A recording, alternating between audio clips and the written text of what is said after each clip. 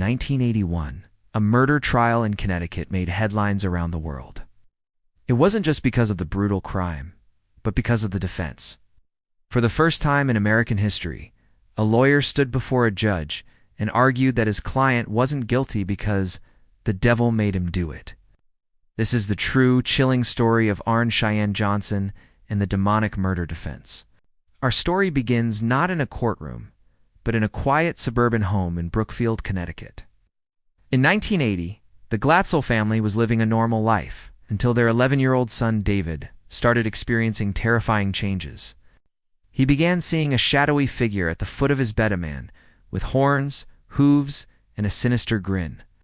What started as nightmares soon spiraled into something much more alarming. David's behavior became violent and erratic. He would have night terrors, speak in strange, guttural voices, and during these episodes, he seemed to possess a strength far beyond that of a young boy. He would scream, thrash, and describe visions of an old man with black eyes who threatened his family. His parents, Judy and Carl Glatzel, were desperate. They took David to doctors and psychologists, but no one could explain what was happening.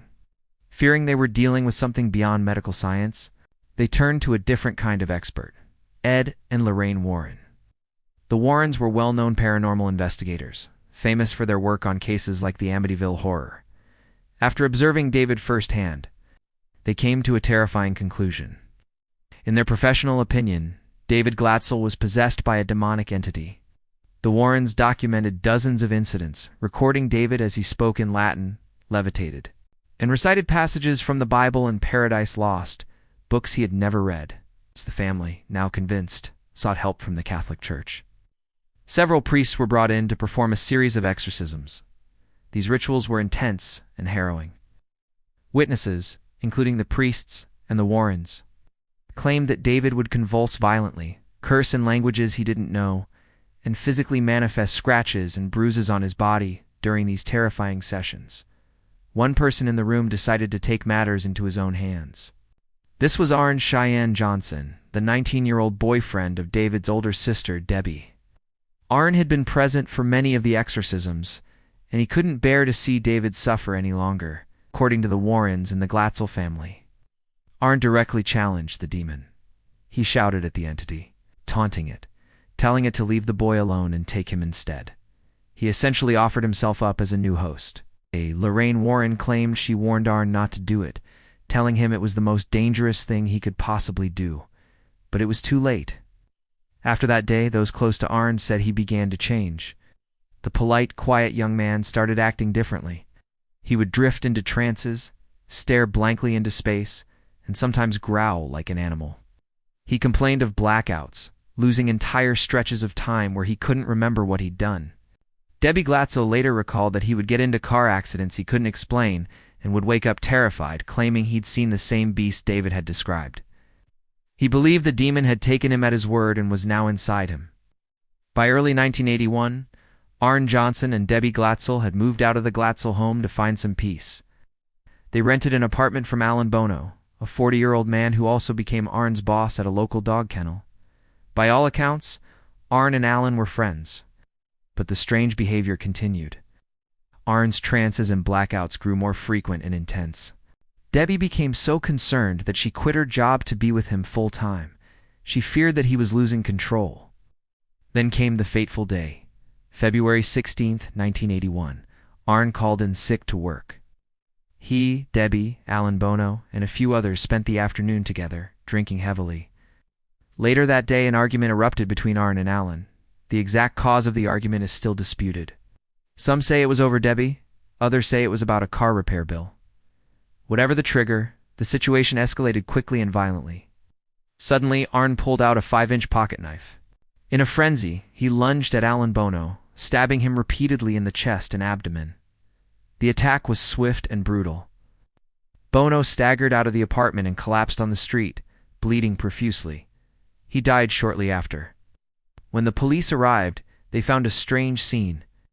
Arne Johnson was discovered walking calmly about 2 miles from the crime scene. He didn't try to run. He didn't resist arrest. He didn't deny what he had done. Instead, he simply stated, "I think I hurt someone." This case, which seemed like a straightforward murder, was about to take a turn no one could have predicted. Arne Johnson was arrested and charged with first-degree murder. The case was assigned to a sharp young lawyer named Martin Minnella. As Minnella began preparing his defense, he heard the bizarre backstory from the Glatzel family and the Warrens. He heard about David's possession, the exorcisms, and Arne's challenge to the demon. Minnella decided to pursue a defense strategy that had never been attempted in a United States court. He wouldn't argue self-defense, and he wouldn't argue traditional insanity. Instead, he would argue that Arne Johnson was not responsible for his actions because he was demonically possessed at the time of the murder. The devil made me do it, defense was born. The media went into a frenzy. The case became an international sensation, dominating news cycles. The idea of putting demonic possession on trial was both fascinating and outrageous. In the courtroom, the stage was set for a dramatic showdown between faith and law. Minnella's plan was to introduce testimony from the Warrens, the Glatzel family, and the priests who performed the exorcisms. He wanted to present evidence of the supernatural events that led to the killing, arguing that Arne lacked free will at the moment of the crime. However, the prosecution, led by State's Attorney Walter D. Flanagan, immediately moved to block this line of defense.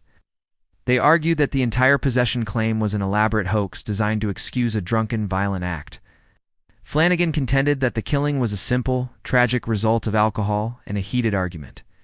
The judge, Robert J. Callahan, ultimately sided with the prosecution.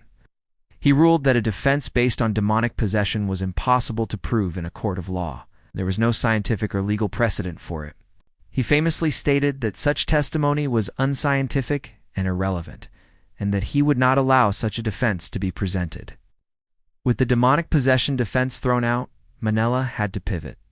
He shifted to a more conventional self-defense argument, claiming that Arne was acting to protect himself and the others during the fight. But the jury wasn't convinced. On November 24, 1981, after deliberating for 3 days, the jury found Arne Cheyenne Johnson not guilty of murder, but guilty of a lesser charge, first-degree manslaughter. The verdict suggested they believed the killing was not premeditated, but that Arne was still responsible for his actions. He was sentenced to 10 to 20 years in prison. Arne Johnson served approximately 5 years of his sentence before being released on parole for good behavior in 1986. He went on to marry Debbie Glatzel while still in prison, and they remained together for the rest of her life. The trial was over, but the debate was just beginning. For skeptics, the case was a clear example of a killer trying to escape responsibility by concocting a sensational story, perhaps with the help of the publicity-seeking Warrens. They point to the alcohol involved and the mundane nature of the argument as the real causes of the tragedy. For believers, however, the case remains a chilling testament to forces beyond our understanding. They maintain that the legal system was simply not equipped to handle a reality that transcends the physical world. They believe Arne was a victim just as much as Alan Bono was a victim of a malevolent entity that he foolishly invited into his life. David Glatzel's brother, Carl, later sued Lorraine Warren and the authors of a book about the case, claiming they fabricated the possession story for fame and profit. He alleged that his family was exploited during a time of immense distress and that David's issues were rooted in mental health struggles, not the supernatural.